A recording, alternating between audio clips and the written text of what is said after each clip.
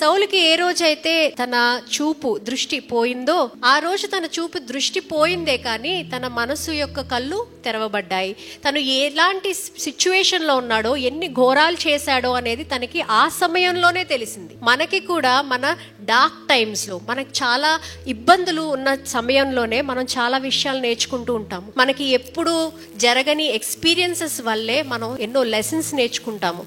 మనం ఆ సిచ్యువేషన్ నుంచి బయట పడినప్పుడే మనం ఇంకా ఎక్స్పీరియన్స్డ్గా, చాలా వైజ్గా, చాలా కరెక్ట్ డెసిషన్స్ తీసుకునే మనుషుల్లాగా మనం ఉంటాము. కానీ మనం చాలాసార్లు అరే బాధలు వచ్చాయని మీరు బాధపడద్దు. ఆ బాధల నుంచి మీరు బయటకు వచ్చినప్పుడు ఇంకా బలంగా, ఇంకా వివేకంగా, ఇంకా జ్ఞానవంతులుగా, ఇంకా శక్తివంతులుగా మీరు దాని నుంచి బయటికి వస్తారు. సో ఈరోజు మీరు తీసుకున్న decision is going to decide if you're going to remain in the dark period or you are going to come into God's light.